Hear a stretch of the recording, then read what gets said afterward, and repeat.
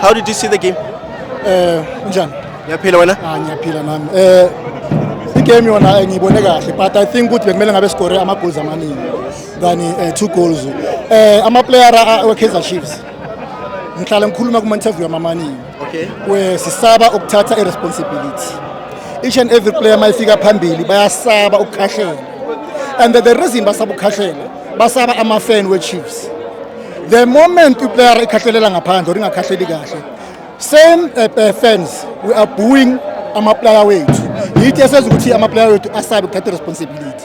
And then 2, uChislett ngicela ukuthi azame ukuba fastinyana. He is very slow. And then ekubeni slow kwakhe uluza amabhola amaningi.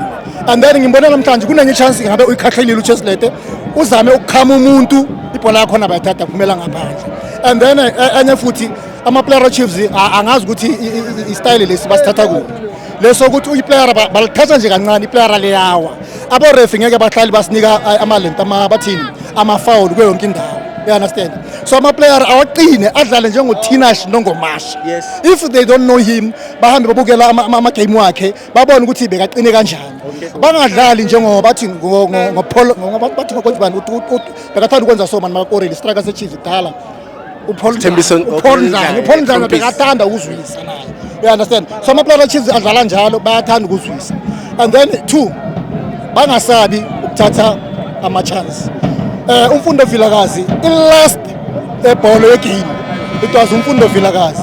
So if naye angatouch ibhola too much, especially makase boxing, not only yena ama-player Chiefs abazama ukukhahlela even naku-22 khahlela malingangena ngalingenanga siyabona ukuthi bozama. You understand? Manje bona basaba ukukhahlela kunama-game la adlulile previous nalesikhathi bedlala team le bathi iZamalek. Yeah. Ukhefu. Yes. KuZamalek asishutanga even nakayi-1 kuleyo game leyo. Yes. The reason singashutanga kayi-1 is because of players abakuthatha responsibility and then besufuna ukudlala i-not known.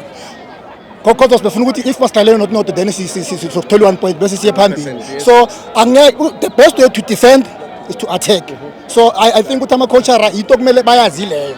And then 2, number 2, i-possibility ukuthi singamthola iningi.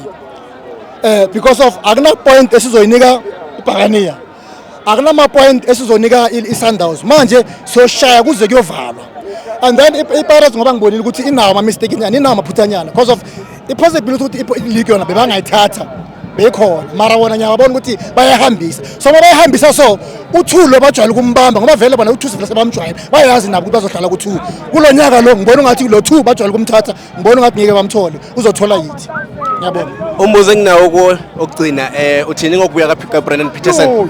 Yo yabona masikhuluma ngo-number 1 goalkeeper uMzansi is number 1 thingibeke kanjalo wala South Africa uPeterson ushiye nje umona angifuna ukukhuluma ukuthi akabani sishiye nje umona walo muntu okhetha abantu kwenye team enkulu kune-Chiefs engengiyibisi ngegama ukuthi umshiya kanjani uPeterson.